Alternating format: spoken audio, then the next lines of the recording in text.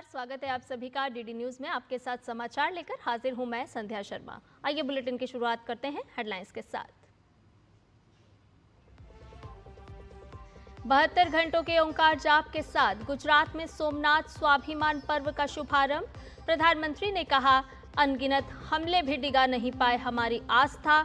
लोगों से social media पर सोमनाथ यात्रा की तस्वीरें शेयर करने का आग्रह।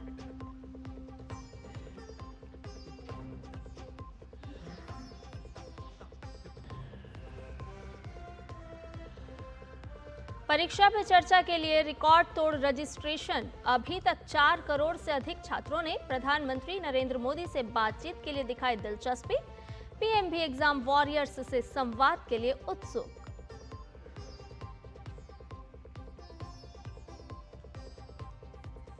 पश्चिम बंगाल में बीजेपी की चुनावी सरगर्मी तेज।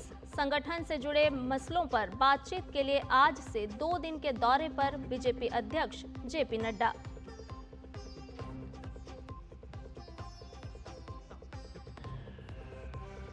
आवारा कुत्तों के काटने और उनसे जुड़े हादसों पर सुप्रीम कोर्ट गंभीर। आज भी होगी अदालत में अहम सुनवाई।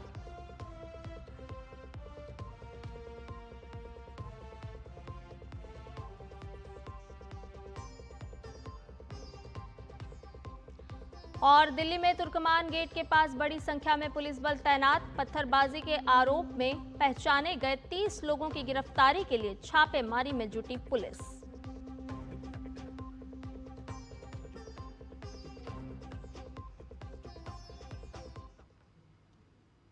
सभी खबरें विस्तार के साथ। गुजरात का सोमनाथ मंदिर इस समय खूब सुर्खियों में है।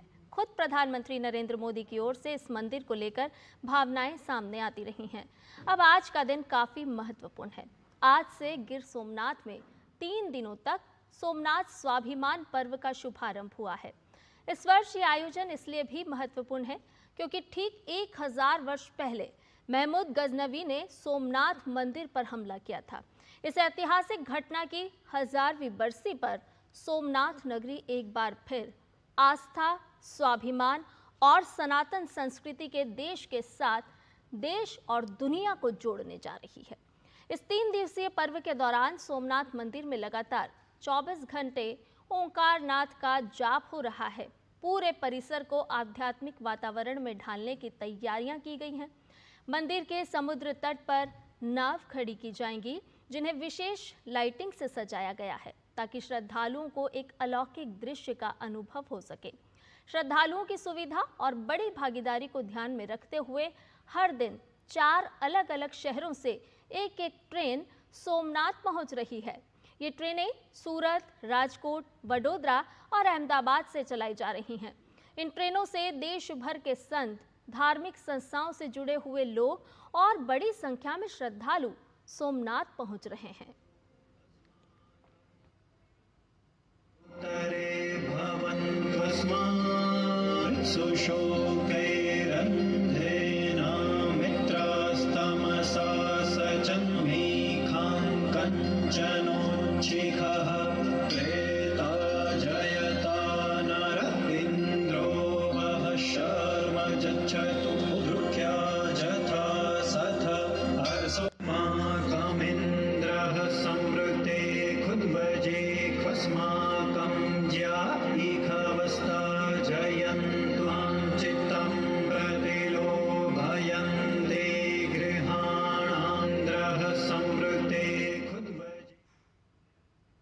सोमनाथ स्वाभिमान पर्व की आज से शुरुआत हुई है। आज 9 बजे से ऋषि कुमारों के स्वर से ओम नमः शिवाय के जाप में राज्य और देश भर से पधारे हुए हजारों सोमनाथ भक्तों के साथ ये 72 घंटे के ओमकार जाप की शुरुआत हुई है। मोहम्मद गजनी जैसे अनेक आक्रमणों ने सोमनाथ की मंदिर पे 1000 साल पहले हमला किया था। उन्होंने हमारी सोमनाथ की इमारतों को जरूर से ठेस पहुंचा पाए, लेकिन मोहम्मद गजनी जैसे अनेक आक्रमणों ने अनेक कोशिशों के बावजूद हमारी आस्था को वो आज तक कुछ नहीं कर पाए। आज सुबह से ही कई शहरों से लोग ये ऐतिहासिक क्षण के साक्षी बनने के लिए हजारों की संख्या में स्पेशल ट्रेन के माध्यम से, बसेस के माध्यम से, अपनी अपनी व्यवस्थाओं के माध्यम से सोमनाथ मंदिर पधार रहे हैं। सोमनाथ मंदिर के प्रांगण में यह होने वाला ऐतिहासिक स्वाभिमान पर्व ये अपने आप में इतिहास के पन्नों पे आने वाले दिनों में लिखा जाएगा। 8, 9, 10 तारीख को 72 घंटे तक लोग जाप भी करेंगे। साथ में शाम को महाआरती में लोग मौजूद भी रहेंगे। 1000 साल पहले जनवरी 1026 में सोमनाथ मंदिर ने अपने इतिहास का पहला आक्रमण झेला था। पीएम मोदी ने सोमनाथ की अपनी पिछली यात्राओं की कुछ तस्वीरें साझा करते हुए सोमनाथ स्वाभिमान पर्व के बारे में संदेश दिया है। पीएम ने लिखा है कि साल 1026 का आक्रमण और उसके बाद हुए अनेक हमले भी हमारी शाश्वत आस्था को डिगा नहीं सके, बल्कि इनसे भारत की सांस्कृतिक एकता की भावना और भी सशक्त हुई और सोमनाथ का बार बार पुनरुद्धार होता रहा। इसके साथ ही पीएम ने लोगों से सोमनाथ यात्रा की तस्वीरें #सोमनाथ स्वाभिमान पर्व के साथ शेयर करने का आग्रह भी किया है।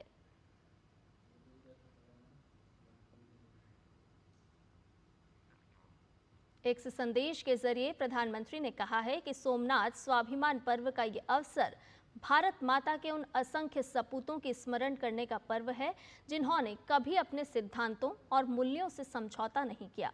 समय कितना भी कठिन और भयावह क्यों ना रहा हो, उनका संकल्प हमेशा अडिग रहा। हमारी सभ्यता और सांस्कृतिक चेतना के प्रति उनकी निष्ठा अटूट रही। अटूट आस्था के 1000 वर्ष का ये अवसर हमें राष्ट्र की एकता के लिए निरंतर प्रयासरत रहने की प्रेरणा देता है।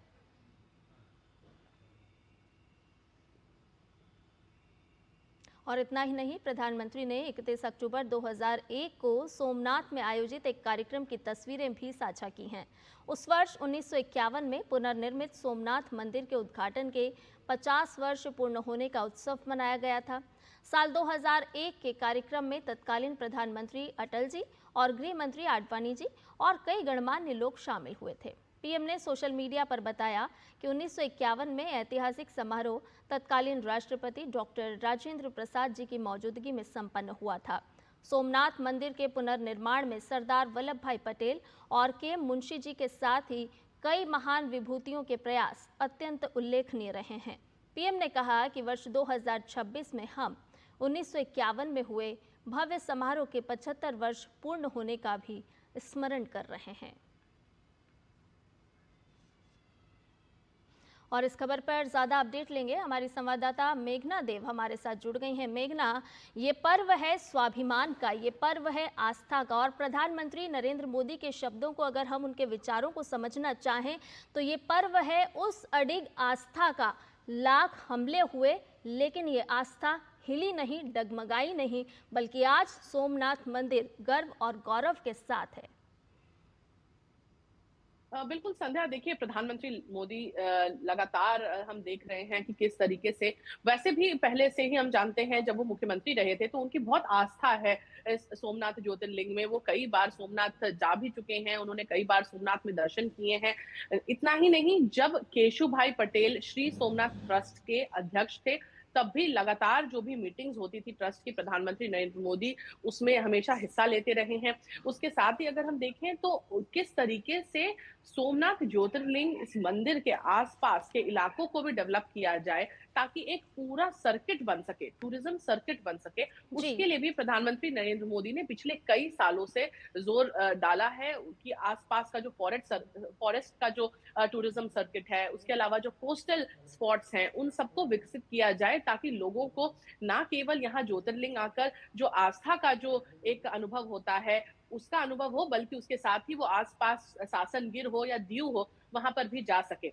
देखिए, प्रधानमंत्री नरेंद्र मोदी ने आज ये भी कहा कि जो लोग पहले सोमनाथ जा चुके हैं, वो लोग हैशटैग सोमनाथ स्वाभिमान पर्व करके अपनी तस्वीर भी ट्वीट कर सकते हैं। जी। उन्होंने खुद भी अपनी कई तस्वीरों को एक्स पर साझा किया है और उसमें अगर हम देखें तो उन्होंने इन यादों को भी साझा किया है कि 2001 में जब 50 वर्ष पूरे हुए थे, तो किस तरीके से उस चीज को उस उत्सव को मनाया गया था। जब उस समय के तत्कालीन प्रधानमंत्री आए थे, उस समय के गृह मंत्री आए थे और इस पूरे उत्सव को किस तरीके से 2001 में मनाया गया था। उसके बाद ये चीज हम सभी जानते हैं कि प्रधानमंत्री नरेंद्र मोदी कोई चीज जो ठानते हैं, वो लगातार उस चीज पर निगरानी भी रखते हैं, उसका फॉलो अप भी करते हैं। और आज देखिए, जब 75 वर्ष पूरे हो रहे हैं मंदिर के जीर्णोद्धार के, तो वो वापस इस उत्सव को सेलिब्रेट कर रहे हैं। और इस सेलिब्रेशन में जिस तरीके से हमने अपनी रिपोर्ट में बताया कि किस तरीके से 108 अश्वों की यात्रा निकलेगी, ओमकार किस तरीके से वहां गूंज रहा है, 72 घंटे का लगातार ओमकार किया जाएगा। उसके साथ ही कई जो आर्टिस्ट हैं वो वहां पर हैं। 3000 ड्रोन्स का एक मेगा शो होने वाला है, जिसमें कि इस गाथा को बताया जाएगा कि आक्रमण 1000 साल पहले के आक्रमण से लेकर बार बार आक्रमण का दंश झेलने वाला ये सोमनाथ मंदिर आज भी अपने पूरे वैभव में किस तरीके से खड़ा है। जो पूरी जर्नी रही है, जो पूरा सफर रहा है, उसको भी दर्शाया जाएगा। प्रधानमंत्री नरेंद्र मोदी का पहले भी सोमनाथ कॉरिडोर को लेके लगातार एक काफी अगर हम कह सकते हैं तो इंटरेस्ट रहा है, क्योंकि बेशक उनकी आस्था तो है ही, लेकिन उसके साथ यहाँ पे चूंकि देखिए संध्या, यहाँ पर ना मछुआरा कम्युनिटी बहुत रहती है। वेरावल के आसपास जो पूरे इलाके हैं, वहां पर काफी मछुआरे रहते हैं। तो कई बार चूंकि ये तटीय इलाका है, तो साइक्लोन का दंश यहाँ पर, साइक्लोन काफी ज्यादा इफेक्ट करता है मच्छीमारी को और जो आसपास की जो एक्टिविटीज हैं जो फिशरीज के साथ रिलेटेड है। तो प्रधानमंत्री नरेंद्र मोदी का ये हमेशा जोर रहता है कि टूरिज्म कितना ज्यादा पोटेंशियल बढ़ सके, कि मछुआरों को केवल ये ही नहीं, उसके अलावा भी और कोई अगर रोजगार उस साथ साथ में वो वहां पर खड़ा हो सके तो उसको भी किया जाए। आज ही देखिए, साबरमती रेलवे स्टेशन से एक ट्रेन भरकर स्पेशल ट्रेन में श्रद्धालु गए हैं सोमनाथ। वडोदरा से, सूरत से, राजकोट से स्पेशल ट्रेनें चलाई जा रही हैं ताकि श्रद्धालु वहां पहुंचे और इस उत्सव में हिस्सा ले सके। तो ये देख सकते हैं कि ये ना केवल एक दिलचस्पी और आस्था है, बल्कि इंटेंट को दर्शाता है कि जो काम हमने शुरू किया था उसको हम लगातार करेंगे। और जिन लोगों ने भारत माता के सपूत, जिस तरीके से प्रधानमंत्री ने कहा, जिन लोगों ने अपना बलिदान दिया है, उनको भी हम याद करेंगे और उनकी शौर्य गाथा भी हम गाएंगे, लोगों तक इस संदेश को पहुंचाएंगे कि किस तरीके से सोमनाथ मंदिर लगातार आज भी अपने वैभव में, पूरे वैभव में आज भी खड़ा है और किस तरीके से ये अनंत काल तक खड़ा रहेगा। लेकिन ये भी बताना जरूरी है कि कितने मुशक्कतों के बाद, कितने बलिदान के बाद आज ये ज्योतिर्लिंग जो है अपने वैभव में इस तरीके से खड़ा है।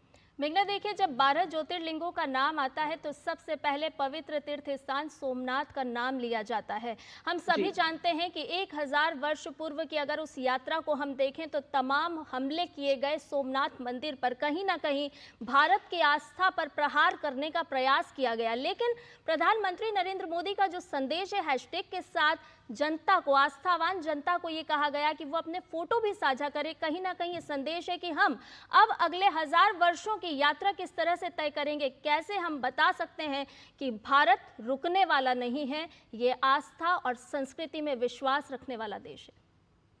बिल्कुल, और ये संदेश ना केवल प्रधानमंत्री नरेंद्र मोदी खुद लोगों को दे रहे हैं, बल्कि वो चाहते हैं कि इस संदेश को और ज्यादा प्रोपेगेट किया जाए ताकि लोग भी इसमें इन्वॉल्व हों। क्योंकि हम देखते हैं वो हर एक चीज जो करते हैं उसमें जन भागीदारी को इंश्योर करते हैं कि क्या लोग इस चीज से जुड़ रहे हैं, क्या लोगों की भी यही आस्था है, क्या लोग भी यही महसूस करते हैं।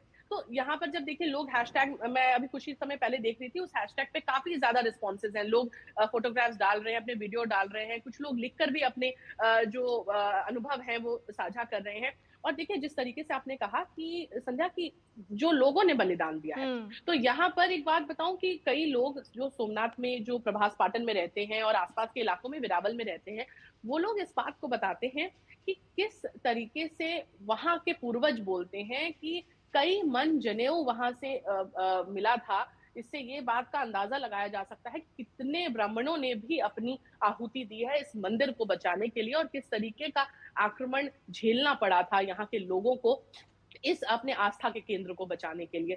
तो और ना केवल ब्राह्मण समाज बल्कि आसपास रहने वाले, इस इलाके में रहने वाले हर समाज के लोगों ने बलिदान दिया है इस मंदिर को बचाने के लिए, अपनी आस्था को बचाने के लिए। तो ये एक तरीके का रिमाइंडर भी कह सकते हैं कि किस तरीके से हर शताब्दी में, हर सदी में या हर दशक में आक्रमण कई तरीके के होंगे, ना केवल अगर हम कहें तो इन आक्रमणकारियों के, बल्कि कई वैचारिक आक्रमण या बहुत तरह के आक्रमण हो सकते हैं, और किस तरीके से देश को अपनी आस्था को बचाकर रखना है, या लोगों को और या कम्युनिटीज को या समुदाय को, संप्रदाय को, उनको अपनी आस्था को बचाकर रखना है। वो भी एक बहुत ही स्ट्रॉन्ग मैसेजिंग इस बात से जाती है। और इस तरीके से अगर हम देखें तो 4 दिन का ये जो पूरा कार्यक्रम किया जा रहा है, वो उसी बात का एक रिमाइंडर है, वो उसी चीज का एक उत्सव है। और खास तौर पर देखिए, जब इस तरह के कार्यक्रम होते हैं तो देखिए, ना केवल अगर हम कहें तो इसका आस्था के हिसाब से और एक मैसेज के हिसाब से और हिस्ट्री जानने के हिसाब से महत्व है, बल्कि उसके साथ इस चीज को भी हमें देखना चाहिए कि कितने आर्टिस्ट्स को इससे काम मिलता है, अपनी कला दिखाने का एक मौका मिलता है।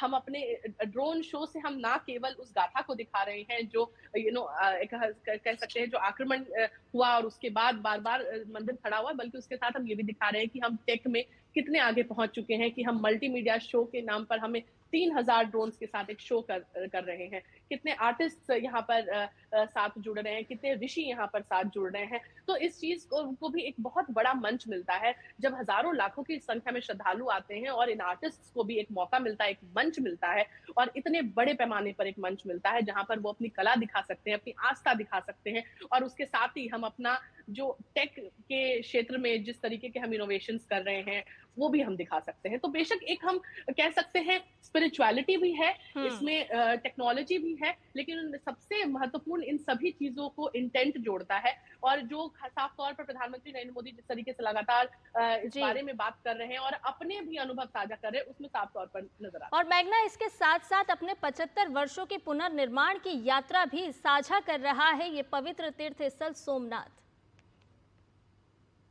बिल्कुल, देखिए 1000 वर्ष हुए हैं आक्रमण के और 75 वर्ष हुए हैं इस मंदिर के जीर्णोद्धार के। प्रधानमंत्री नरेंद्र मोदी ने इस बात को कहा कि 1951 में किस तरीके से तब के राष्ट्रपति, तत्कालीन राष्ट्रपति डॉक्टर राजेंद्र प्रसाद आए थे इस कार्यक्रम में, उन्होंने हिस्सा लिया था। और उससे पहले भी जब 1947 में सरदार वल्लभ भाई पटेल आए थे अक्टूबर में इस जगह पर, तो उन्होंने इस बात को सोचा था कि अब इस मंदिर के वैभव को बढ़ाना है, इस मंदिर को रिस्टोर करना है, किस तरीके से इसका निर्माण वापस से करवाना है। तो इन चीजों को, और अगर देखें तो पुरानी तस्वीरें और अब की तस्वीरों में बहुत फर्क नजर आता है, क्योंकि पहले की जो तस्वीरें थी वो केवल मंदिर की तस्वीरें आप देख सकते हैं, लेकिन अब की जो तस्वीरें हैं वहां आसपास में कोस्टल एरिया पर वॉकवे बना दिया गया है। जिस सर्किट की और कॉरिडोर की मैं बात कर रही हूँ, वो कॉरिडोर सासनगिर, दीव, सोमनाथ इन सभी को कनेक्ट करता है जी।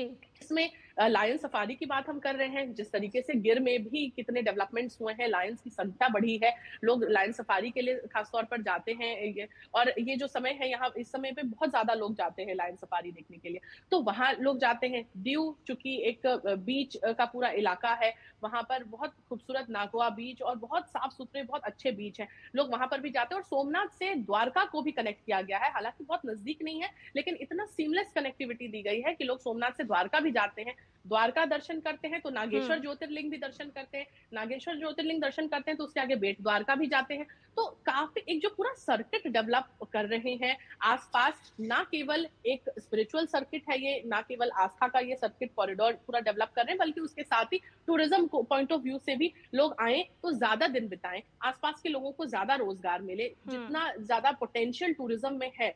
और यहाँ पर अगर देखें, भारत में रिलीजियस टूरिज्म एक बहुत बड़ा मार्केट है, इस चीज को इग्नोर नहीं किया जा सकता है। तो अगर हम इन चीजों को प्रमोट करते हैं और उसके साथ ही वहां के रहने वाले लोगों की आमदनी में इजाफा होता है, तो उससे बेटर आउटपुट किसी चीज का नहीं हो सकता है। रिलीजियस टूरिज्म के साथ फॉरेस्ट टूरिज्म, कोस्टल टूरिज्म, इन सभी को मिला दिया जाए तो एक पूरा पैकेज है जो लोगों को मिलता है, और टूरिस्ट को इससे बेहतर और कुछ चाहिए नहीं। तो इस चीज को भी ध्यान में रख के, ना केवल स्पिरिचुअल एस्पेक्ट से या हिस्टोरिकल एस्पेक्ट से इसको देखा जा रहा है, बल्कि इसको इस एस्पेक्ट से भी देखना चाहिए कि एक मैसिव प्रमोशन हो रहा है इस पूरे सर्किट का, जो कि मैं आपको ये बता सकती हूँ दावे से कि इतने हजारों लोग जो स्पेशल ट्रेन से जा रहे हैं सोमनाथ, वो केवल सोमनाथ में दर्शन करके नहीं आएंगे। उनमें से कोई दीव जरूर जाएगा, या कोई द्वारका जरूर जाएगा, या कोई राजकोट या सासनगिर जरूर जाएगा। तो ये एक पूरा सर्किट है जो डेवलप हो रहा है, और इसके बारे में लोग और ज्यादा जान रहे हैं। अगर हम देखें तो नेशनल लेवल पे या इंटरनेशनल लेवल पे लोगों को इसके बारे में पता चल रहा है, और जब उसके साथ एक हिस्ट्री जुड़ी हुई है तो लोगों को और ज्यादा उसमें दिलचस्पी आती है कि हम जाएं और देखें कि क्या था और अब क्या है। तो वो एक एस्पेक्ट है जिसको बेशक यहाँ पर काफी ज्यादा लोगों को जानने भी मिल रहा है, और उसके जो पैरेलल में जितने इसके बेनिफिट्स बिल्कुल हैं, मेघना, और साथ साथ हम अपने दर्शकों को ये दृश्य भी दिखा पा रहे हैं। जिस उत्साह की आप जिक्र कर रहे हैं, बात कह रही हैं, तो वो ट्रेन के दृश्य भी हम अपने दर्शकों को आपकी बात के साथ साथ दिखा रहे हैं कि लोगों में कितना उत्साह है और लोग पहुंच रहे हैं पवित्र धाम पर यात्रा करने के लिए। चलिए, बहुत शुक्रिया मेघना तमाम जानकारी हमसे साझा करने के लिए। तो ये दृश्य देखिए जहां पर सोमनाथ तीर्थ यात्रा के लिए लोग रवाना हो रहे हैं। सोमनाथ स्वाभिमान पर्व की आज से शुरुआत हुई है और हर हर महादेव के जयकारे उद्घोष के साथ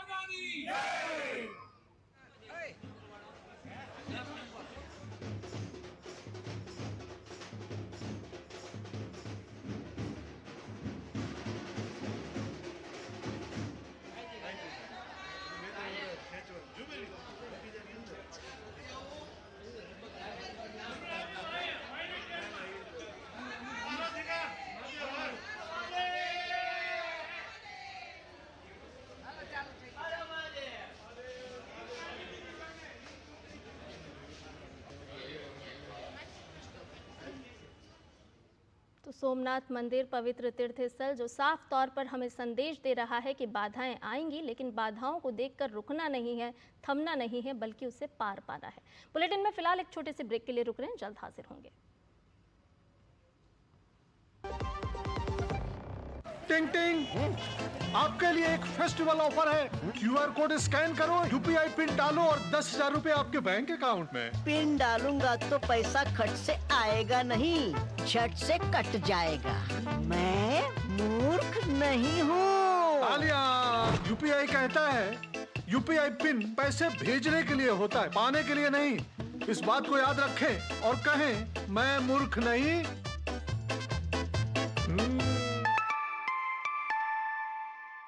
जाइए, आप भी किसी का टेस्ट लीजिए। मेरी पसंद, मेरी पसंद, मेरी पसंद, मेरी पसंद, हमारी पसंद, हम सबकी पसंद। मजबूत देश का मजबूत सरिया हो गया स्टील। ब्रेक के बाद समाचार में आपका एक बार फिर से स्वागत है। परीक्षा पे चर्चा के दिन नजदीक आ रहे हैं। ये वो मौका होता है जब खुद प्रधानमंत्री नरेंद्र मोदी परीक्षा में चर्चा इसमें शामिल हो रहे बच्चों को सफल होने के टिप्स देते हैं, जो उनकी टेंशन भी कम करते हैं। छात्रों के साथ प्रधानमंत्री के लोकप्रिय संवाद कार्यक्रम परीक्षा पे चर्चा के 9वें संस्करण में शामिल होने के लिए देश भर के छात्रों में जबरदस्त उत्साह देखा जा रहा है। MyGov पोर्टल पर गत 1 दिसंबर को शुरू की गई ऑनलाइन परीक्षा पे चर्चा प्रतियोगिता में अब तक 4 करोड़ से ज्यादा पंजीकरण हो चुके हैं, जो अपने आप में एक रिकॉर्ड है। कार्यक्रम के पिछले संस्करण में 3 करोड़ 56 लाख से अधिक पंजीकरण हुए थे। इस बार पंजीकरण कराने वालों में 3 करोड़ 75 लाख छात्रों के अलावा करीब 23 लाख शिक्षक और 5 लाख से ज्यादा अभिभावक शामिल हैं। कक्षा 6ठी से 12वीं के छात्र इस प्रतियोगिता में शामिल होने के लिए 11 जनवरी तक पंजीकरण करा सकते हैं।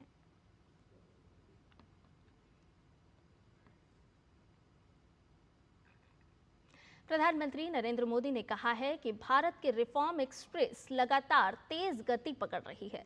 आधिकारिक आंकड़ों के अनुसार वित्त वर्ष 2025-26 में वास्तविक जीडीपी में 7.4% की वृद्धि का अनुमान है, जबकि वित्त वर्ष 2024-25 में ये वृद्धि 6.5% थी। राष्ट्रीय सांख्यिकी कार्यालय NSO के अनुसार वित्त वर्ष 2025-26 में जीडीपी में 8% की वृद्धि का अनुमान है। पीएम मोदी ने एक पोस्ट में कहा, ये एनडीए सरकार के व्यापक निवेश प्रोत्साहन और मांग आधारित नीतियों की वजह से ही संभव हुआ है। प्रधानमंत्री ने कहा, चाहे वो बुनियादी ढांचा हो, विनिर्माण प्रोत्साहन हो, डिजिटल सार्वजनिक सेवाएं हो या फिर व्यापार करने में आसानी, हम एक समृद्ध भारत के अपने सपने को साकार करने के लिए काम कर रहे हैं। सेवा क्षेत्र में हुई तेजी को मुख्य प्रेरक कारक बताया गया है। इसमें वित्तीय सेवाएं, रियल एस्टेट, पेशेवर सेवाएं और सार्वजनिक प्रशासन शामिल हैं और वित्त वर्ष 2025-26 में इन क्षेत्रों में स्थिर कीमतों पर 9.9% की मजबूत वृद्धि दर्ज की गई है। वहीं प्रसारण सेवाओं की बात की जाए तो 7.5% की बढ़ोतरी का अनुमान है और पूंजी निर्माण की वृद्धि 7.8% रह सकती है। बात करते हैं जनगणना की। 2027 में देश में जनगणना होगी और केंद्र सरकार की ओर से इसके पहले चरण के लिए अधिसूचना जारी कर दी गई है। इस साल 1 अप्रैल से 30 सितंबर के बीच राज्यों और केंद्र शासित प्रदेशों में 30 दिनों की अवधि में घरों की गिनती का काम किया जाएगा। केंद्रीय मंत्रिमंडल ने पिछले महीने 11,718 करोड़ रुपए से ज्यादा की लागत से भारत की जनगणना 2027 कराने की योजना को मंजूरी दी थी। इसके अलावा राजनीतिक मामलों की कैबिनेट समिति ने पिछले साल 30 अप्रैल को एक बैठक में इस जनगणना में जाति गणना को शामिल करने का फैसला किया था। गृह मंत्रालय से जारी अधिसूचना में कहा गया है कि प्रत्येक राज्य और केंद्र शासित प्रदेश के तय कार्यक्रमों के अनुसार घरों की गिनती शुरू होने से 15 दिन पहले स्वयं की गिनती की सुविधा भी उपलब्ध होगी। देश में पहली बार डिजिटल तरीके से जनगणना की जाएगी। इसके तहत ये आंकड़े एंड्रॉयड मोबाइल के साथ साथ iOS वर्जन से एकत्रित किए जाएंगे। जनगणना का आंकड़ा जमा करने के लिए 30 लाख कर्मचारी तैनात किए जाएंगे। इन कर्मचारियों में enumerator, supervisor, master trainer, charge officer और प्रधान या फिर जिला जनगणना अधिकारी होंगे। ये लोग आंकड़े एकत्रित करने के साथ ही निरीक्षण और जनगणना के संचालन की निगरानी करेंगे। जनगणना 2 चरणों में पूरी की जाएगी। रुक करते अगली खबर का। दिल्ली के तुर्कमान गेट के आसपास बड़ी संख्या में पुलिस फोर्स तैनात किया गया है। ताज़ा खबर यही आ रही है कि फैज़े इलाही मस्जिद के पास पत्थरबाजी के मामले में दिल्ली पुलिस ने 30 लोगों की पहचान कर ली है। दिल्ली पुलिस ने सीसीटीवी कैमरा फुटेज और वायरल वीडियो के आधार पर उनकी पहचान की है। पुलिस टीमें उन्हें हिरासत में लेने के लिए छापेमारी भी कर रही है। और इसके अलावा आपको ये भी बताएं कि पथराव से जुड़े इस मामले में पुलिस ने FIR दर्ज की है। पुलिस ने मामले में अब तक 5 लोगों की पहचान कर उन्हें गिरफ्तार कर लिया है, जबकि अन्य आरोपियों की तलाश अभी भी जारी है। आरोपियों पर BNS की धारा 121, 123, 221, सार्वजनिक संपत्ति को नुकसान पहुंचाने से रोकने वाले कानून की धारा 3 और धारा 191 दंगा के तहत मामला दर्ज किया गया है। मामले की जांच स्पेशल स्टाफ इंस्पेक्टर कर रहे हैं। दिल्ली पुलिस सबूतों के आधार पर आगे की जांच कर रही है। तुर्कमान गेट पे जो कल रात स्टोन पेल्टिंग का इंसिडेंट हुआ है, इसमें दिल्ली पुलिस ने धारा 121, धारा 123, 221 भारतीय न्याय संहिता और धारा 3 prevention of damage to public property act और 191 जो कि राइटिंग की धारा है के तहत मामला दर्ज कर लिया है। 5 लोगों की मौके से गिरफ्तारी हो गई है। ये मामला स्पेशल स्टाफ के इंस्पेक्टर इन्वेस्टिगेट कर रहे हैं। आपको बता दें कि हमारे संवाददाता देवांशु मल्होत्रा ने अब से थोड़ी ही देर पहले तुर्कमान गेट के पास की स्थिति का जायजा भी लिया है। दिखाते हैं। तुर्कमान गेट पत्थरबाजी मामले में जहां एक तरफ दिल्ली पुलिस जांच कर रही है, तो वहीं दूसरी तरफ इस पूरे इलाके को छावनी में तब्दील किया गया है। फिलहाल हम मौके पर मौजूद हैं। आपको बताना चाहूंगा कि मंगलवार रात करीब 1 बजे के आसपास का वक्त था। दिल्ली पुलिस और एनसीडी की टीम यहीं पहुंचती है अतिक्रमण हटाने के लिए, लेकिन अचानक से भीड़ उनके ऊपर हमला कर देती है और पत्थरबाजी करती है, जिसमें 5 पुलिसकर्मी घायल होते हैं। और इस पूरे मामले में दिल्ली पुलिस ने गंभीर धाराओं में मुकदमा भी दर्ज किया है। अभी तक 5 आरोपियों की गिरफ्तारी हो चुकी है, लेकिन दिल्ली पुलिस ने करीब 30 ऐसे और दंगाई हैं जिनकी पहचान की है, यानी कि आने वाले दिनों में कुछ और गिरफ्तारियां भी संभव हैं। दिल्ली पुलिस ने उन 5 जो दंगाई हैं उनको कोर्ट में पेश किया। इसके अलावा दिल्ली पुलिस अब इस पूरे मामले की षड्यंत्र के एंगल से भी जांच कर रही है, क्योंकि कुछ दिन पहले से ही पता था कि कोर्ट के ऑर्डर के बाद यहां पर एमसीडी और दिल्ली पुलिस की टीम पहुंचेगी और इस अवैध अतिक्रमण को हटाएगी। लेकिन सोशल मीडिया पर लगातार लोगों को भड़काने वाले जो मैसेजेस हैं, जो वीडियोस हैं, वो सर्कुलेट किए जा रहे थे। और यही वजह है कि दिल्ली पुलिस को इस बात का शक है कि ये पूरा जो मामला है उसके पीछे कोई कॉन्स्पिरेसी भी हो सकती है। कैमरामैन कुमार दत्ता के साथ दिवांशु मल्होत्रा, दूरदर्शन समाचार, दिल्ली। खबरों में बढ़ते हैं आगे। बीजेपी अध्यक्ष जेपी नड्डा आज से पश्चिम बंगाल के 2 दिन के दौरे पर रहेंगे।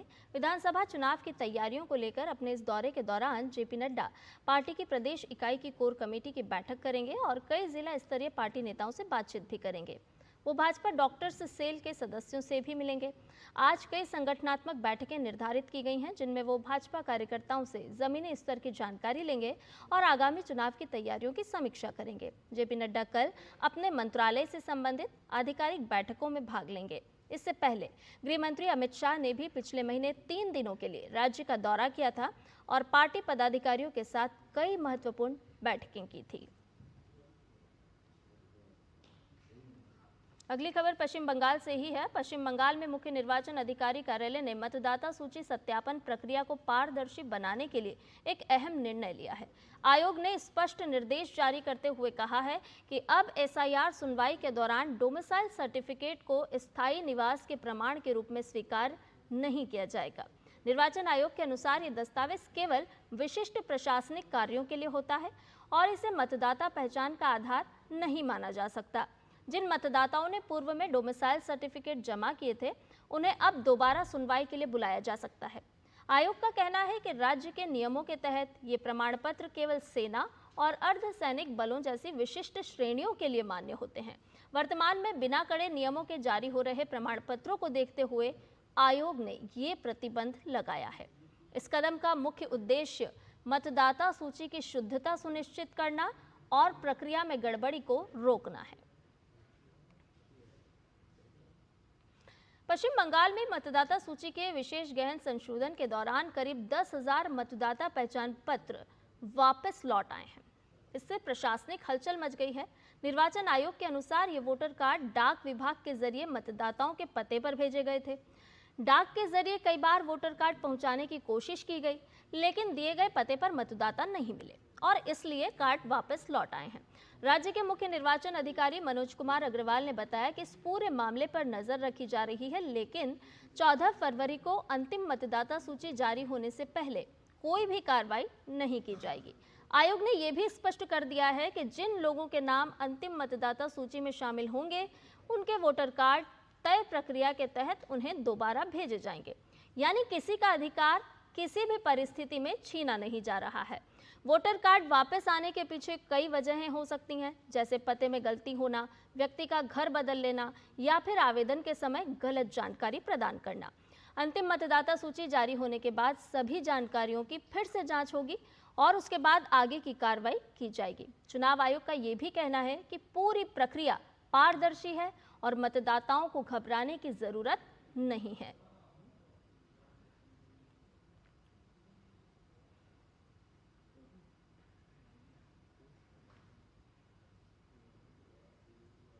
पश्चिम बंगाल में एसआईआर की सुनवाई को लेकर फैलाए जा रहे दुष्प्रचार के खिलाफ भारत निर्वाचन आयोग ने सख्त रुख अपनाया है। जैसे पहले ऑपरेशन सिंदूर के दौरान गलत सूचनाओं को रोकने के लिए फैक्ट चेक किया गया था ना, वैसे ही अब आयोग ने तथ्यों के साथ जवाब दिया है। तृणमूल कांग्रेस आरोप लगा रही है कि चुनाव आयोग बुजुर्गों और गंभीर रूप से बीमार लोगों को सुनवाई के लिए बुलाकर उन्हें परेशान कर रहा है।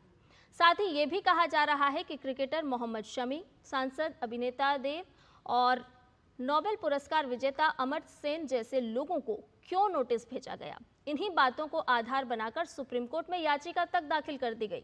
निर्वाचन आयोग ने लेकिन साफ कहा है कि आरोप पूरी तरह से राजनीतिक हैं। दक्षिण दिनाजपुर की एक घटना में आयोग ने स्पष्ट किया कि एक बुजुर्ग महिला की मौत दिल के दौरे से हुई थी, जिसका एसआईआर से कोई संबंध ही नहीं था। इसके बावजूद इसे आयोग की अमानवीयता बताकर प्रचार कर दिया गया। आयोग ने यह भी बताया कि नियम सभी पर समान रूप से लागू होते हैं। अगर किसी का नाम 2002 की मतदाता सूची में नहीं है या फिर माता पिता और बच्चों की उम्र में अंतर 15 साल से कम का है तो सुनवाई जरूर होती है। चुनाव आयोग ने वीआईपी को लेकर भी कहा है कि इसमें कोई वीआईपी छूट नहीं है। चुनाव आयोग ने ये भी चेतावनी दी है कि अगर कोई बीएलओ राजनीतिक दबाव में मतदाताओं को परेशान अगर कर रहा है तो उसके खिलाफ एफआईआर तक दर्ज की जा सकती है।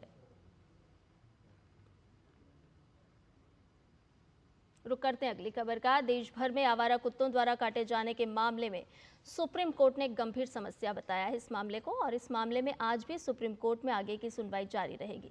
जस्टिस विक्रमनाथ, जस्टिस संदीप मेहता और जस्टिस एनवी अंजारिया की बेंच ने कहा है कि बच्चे और बुजुर्गों को स्ट्रीट डॉग्स काट रहे हैं और लोग मर रहे हैं।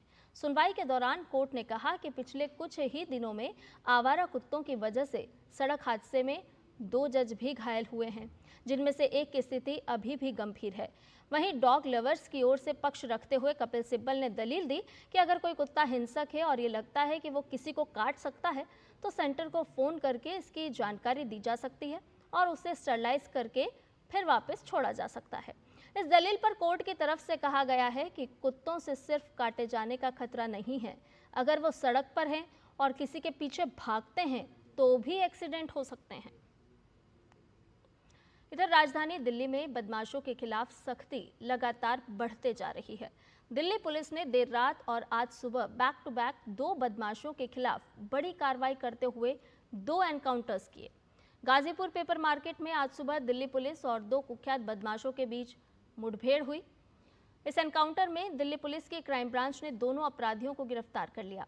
आरोपियों की पहचान अमीन और मोहम्मद दानिश के रूप में हुई है। इन दोनों आरोपियों के पास से 3 पिस्टल और 11 जिंदा कारतूस बरामद किए गए। तस्वीरें भी आपको दिखा रहे हैं। वहीं दूसरा एनकाउंटर दिल्ली पुलिस की स्पेशल सेल ने देर रात बवाना में किया। इसमें पुलिस और राजेश बवानिया गैंग के बीच मुठभेड़ हुई। मुठभेड़ के दौरान अंकित मान को गोली लग गई। गोली लगने के बाद उसे अस्पताल में भर्ती कराया गया।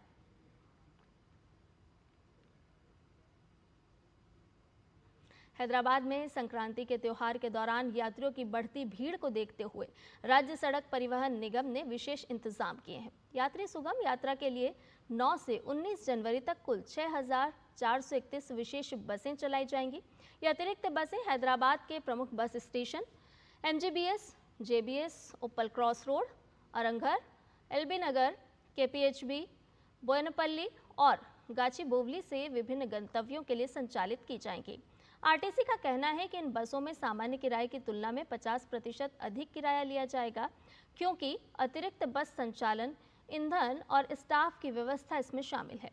अधिकारियों ने यात्रियों से अपील की है कि वो अग्रिम योजना बनाएं और त्योहार के दौरान भीड़ से बचते हुए इन विशेष बस सेवाओं का लाभ उठाएं, ताकि यात्रा सुरक्षित हो और आरामदायक भी।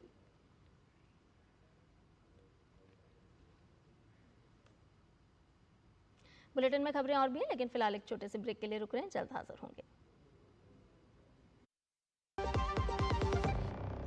बढ़ता है, खेलता है, झूलता उछलता है, दौड़ता कभी कभी दौड़ कराता है, आगे आगे बढ़ता है इंडिया, अमूल दूध पीता है इंडिया।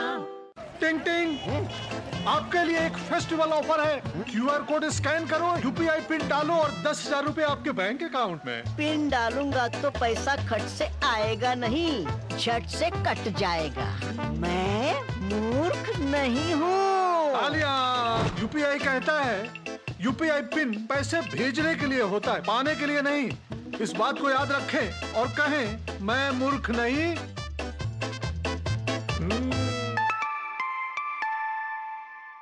जाइए, आप भी किसी का टेस्ट लीजिए। जब धरती चीर कर निकलता है लोहे का पत्थर और मिलता है मोंगिया के जोश से, फिर तपता है, पिघलता है और बनता है फौलाद। अब होता है सरिया सारी खूबियों के साथ। मोंगिया स्टील, मजबूत देश का मजबूत सरिया। पता है, I was a bright student. कुछ करना चाहती थी, कुछ बनना चाहती। आप अपना खुद का स्टार्ट कीजिए ना। खुद का बिजनेस? और इसमें पैसे तो बहुत लगेंगे ना? Zero investment. Zero investment? हाँ, I'm doing it. मैं एक principal madam. She's my client. मैं LIC एजेंट हूँ। LIC एजेंट बनो? अब बड़ा सोचो। हमारी वेबसाइट पर जाएं या अपनी नजदीकी LIC शाखा से संपर्क करें। समाचार में आपका एक बार फिर से स्वागत है। प्रधानमंत्री नरेंद्र मोदी ने सत्ता में आने के बाद लंबित परियोजनाओं के काम में तेजी लाने और उन्हें जल्द से जल्द पूरा करने के लिए प्रगति नाम से एक पहल की शुरुआत की। इसका मकसद था प्रोजेक्ट्स में देरी की वजहों का पता लगाकर उनका समाधान निकालना। इस पहल की 50 बैठकें हो चुकी हैं और 85 लाख करोड़ की 3300 से ज्यादा परियोजनाओं को जल्द पूरा किया जा चुका है। प्रगति की ये पहल आखिर कैसे कमाल कर रही है, इसी पर हम एक सीरीज चला रहे हैं जिसका नाम है प्रगति 850 विकास को गति।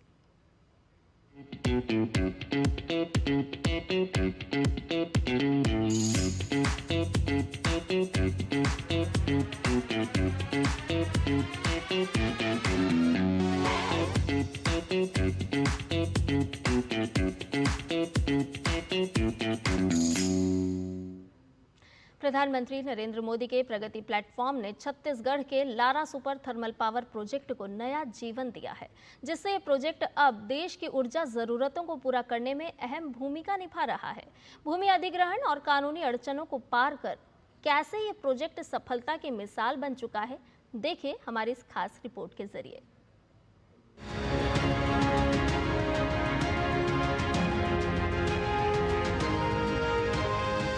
प्रधानमंत्री नरेंद्र मोदी के नेतृत्व में शुरू हुए प्रगति यानी proactive governance and timely implementation platform से आज जमीनी स्तर पर विकास की नई तस्वीर पेश हो रही है। लंबे समय से अटकी लटकी तमाम परियोजनाएं धरातल पर उतरकर लोगों का जीवन संवार रही हैं। ऐसी ही एक परियोजना है छत्तीसगढ़ के रायगढ़ जिले की एनटीपीसी की Lara super thermal power project.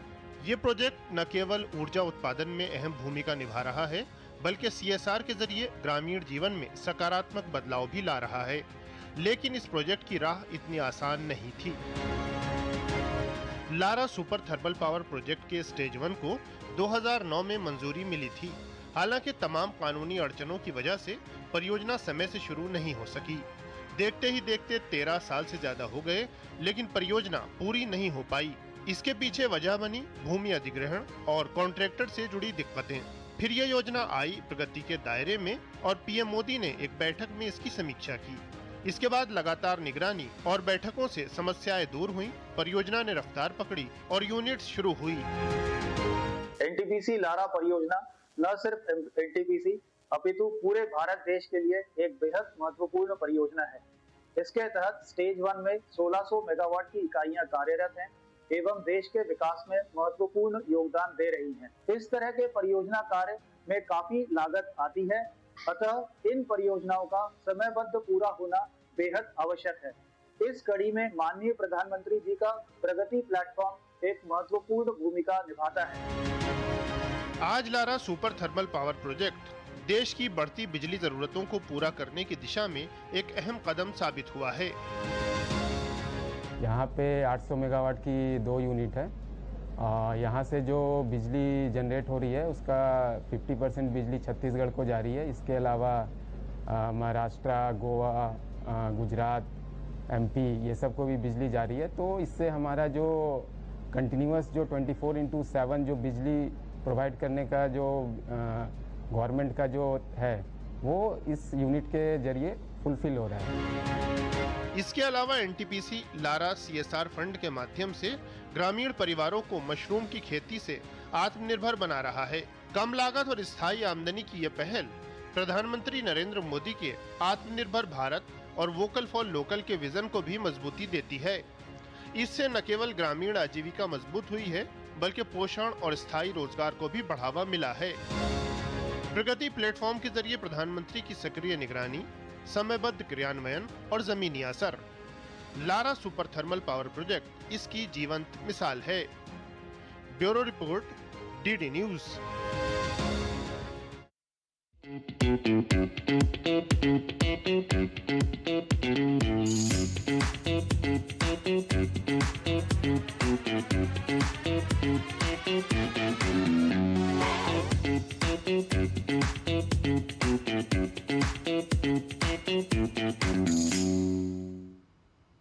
Vibrant Gujarat आज भारत के सबसे प्रभावशाली वैश्विक व्यापार सम्मेलनों में से एक बन चुका है।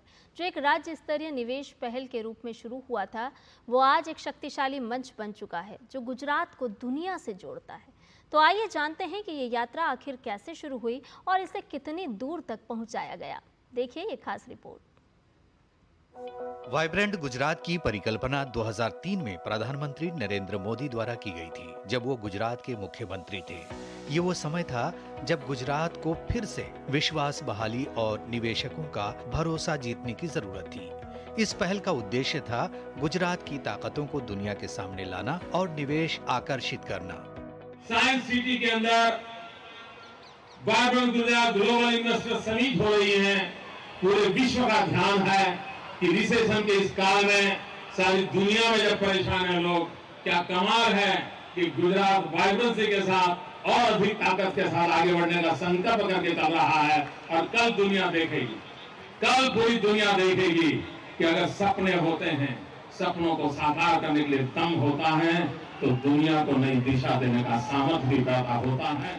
पहले संस्करणों में जैसे 2003 और 2005 में कारोबार करने की प्रक्रिया को आसान बनाने पर जोर दिया गया था, 2007 तक वाइब्रेंट गुजरात ने राज्य को एक प्रमुख निवेश गंतव्य के रूप में स्थापित करना शुरू कर दिया था, जिसमें भारत और विदेशों की प्रमुख कंपनियों ने भाग लिया था। Whatever investment came to Gujarat from the time that it became an independent state from 1947 to 1990, the same amount of investment came in single 10 years under the leadership of Chief Minister Modi at that time. So extremely successful attempt. It was the first of its type in India, and it became a role model 4-5 years later when Shri Modi ji became Prime Minister, and then many other states wanted to invite him. 2009 का संस्करण एक प्रमुख मील का पत्थर साबित हुआ, जब गुजरात देश के सबसे पसंदीदा निवेश गंतव्यों में से एक के रूप में उभरा। इस समिट ने अंतर्राष्ट्रीय ध्यान आकर्षित किया, जिसमें विदेशी सरकारों, वैश्विक सीईओ और वित्तीय संस्थाओं का बढ़ता हुआ सहयोग देखा गया। 2011 तक वाइब्रेंट गुजरात ने गुजरात को भारत के विकास इंजन के रूप में प्रस्तुत किया, जिसमें औद्योगिकीकरण, शहरी विकास और नवाचार को प्रमुखता दी गई।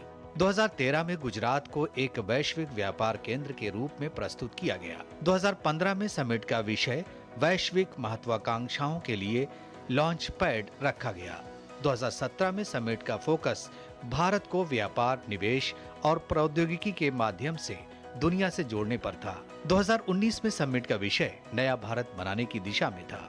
2024 में गुजरात को भविष्य का द्वार बनाने के रूप में प्रस्तुत किया गया। दुनिया के नेताओं, बहुराष्ट्रीय कंपनियों, स्टार्टअप्स और नीति निर्माताओं की निरंतर भागीदारी के साथ वाइब्रेंट गुजरात की भूमिका को भारत की आर्थिक यात्रा में मजबूत करता है, जो विकसित भारत 2047 के लक्ष्य की ओर बढ़ रहा है। मेघना देव सिंह की रिपोर्ट, टीडी न्यूज़। इधर जम्मू कश्मीर में कठुआ जिले में सुरक्षा बलों ने आज सुबह फिर से तलाशी अभियान शुरू किया है। यहां जंगल में छिपे आतंकवादियों की धरपकड़ के लिए ऑपरेशन कल से चल रहा है। इसमें एक सुरक्षाकर्मी के मामूली रूप से घायल होने की खबर भी आई है। जम्मू कश्मीर पुलिस के विशेष दस्ते और अन्य सुरक्षा बलों ने कल शाम बिलवार क्षेत्र के कहोग गांव में साझा अभियान चलाया है। रुक करते अगली खबर का। सेनाध्यक्ष जनरल उपेंद्र द्विवेदी ने श्रीलंका के रक्षा उप मंत्री retired major general Aruna Jayasekara और रक्षा सचिव retired air vice marshal Sampath Thoyakontha के साथ एक महत्वपूर्ण बैठक की।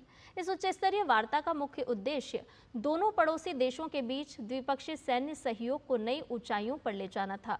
बैठक के दौरान मानवीय सहायता और आपदा राहत जैसे संवेदनशील विषयों पर आपसी समन्वय बढ़ाने पर विशेष जोर दिया गया। दोनों देशों के सैन्य अधिकारियों ने क्षेत्रीय सुरक्षा और स्थिरता सुनिश्चित करने के लिए सैन्य से सैन्य जुड़ाव को और अधिक सक्रिय बनाने पर सहमति व्यक्त की। विदेश मंत्री डॉक्टर एस जयशंकर ने कहा है कि फ्रांस भारत के सबसे पुराने रणनीतिक साझेदारों में से एक है और बहुध्रुवीयता के प्रति प्रतिबद्ध राष्ट्रों के रूप में दोनों देशों का वैश्विक राजनीति को स्थिर करने के लिए मिलकर काम करना बहुत महत्वपूर्ण है।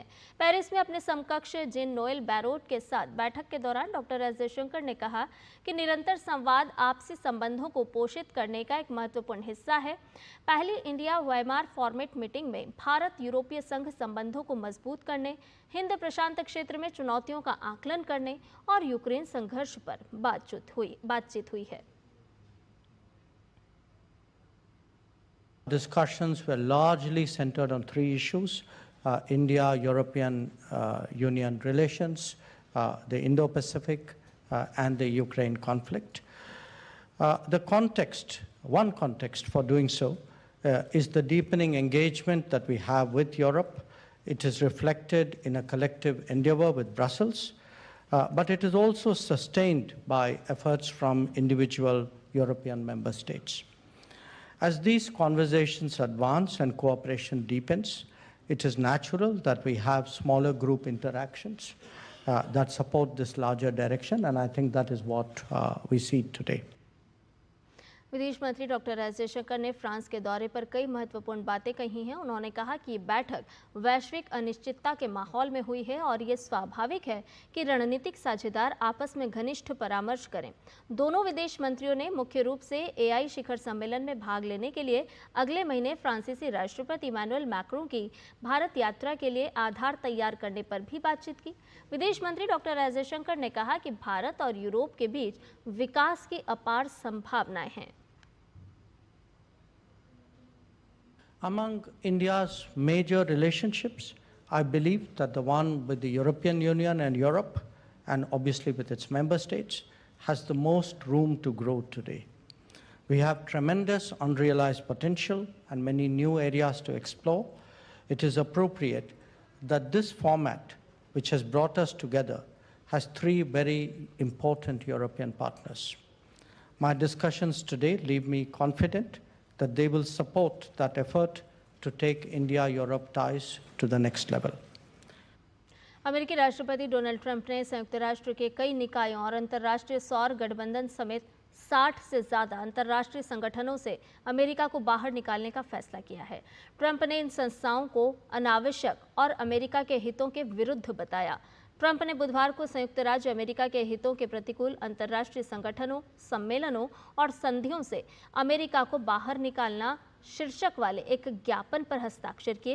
व्हाइट हाउस की ओर से जारी एक पत्र के अनुसार इनमें 31 संयुक्त राष्ट्र निकाय और 35 गैर संयुक्त राष्ट्र संगठन शामिल हैं, जो अमेरिकी राष्ट्रीय हितों, सुरक्षा, आर्थिक समृद्धि या संप्रभुता के विरुद्ध कार्य करते हैं।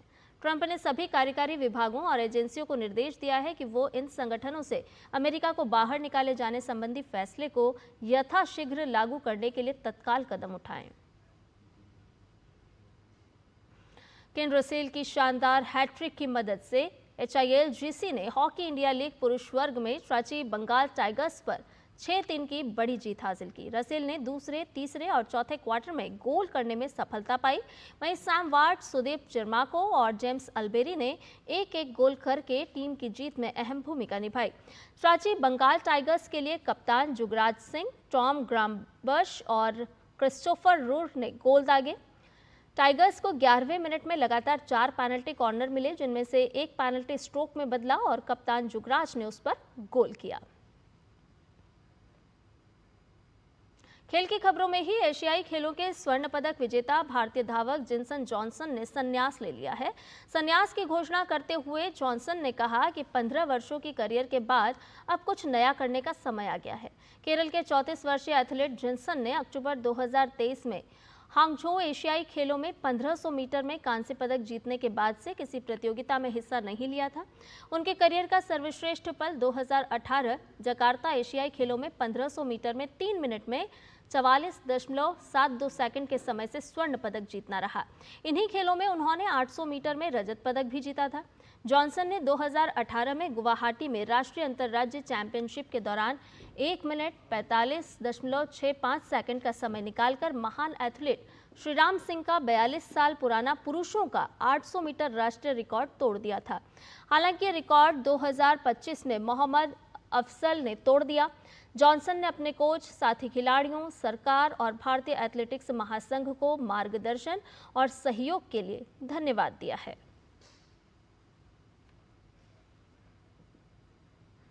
बार्सिलोना ने स्पेनिश सुपर कप के फाइनल में जगह बना ली है। टीम ने सेमीफाइनल मुकाबले में एथलेटिक बिल्बाओ को 5-0 से हरा दिया। इस मैच में बार्सिलोना की ओर से रफिन्हा ने मैच में 2 गोल किए हैं। हैंसी फ्लिक की टीम ने पूरे मैच में कब्जा बनाए रखा और सिर्फ पहले हाफ में ही 16 मिनट के अंदर 4 गोल करके मैच पर अपने दबदबे को सामने रखा। दूसरे हाफ में एक और गोल जोड़कर बार्सिलोना ने जीत को पक्का कर लिया। समाचार में फिलहाल के लिए इतना ही। मुझे दीजिए इजाजत, लेकिन डीडी न्यूज पर खबरों का सफर जारी रहेगा। नमस्कार।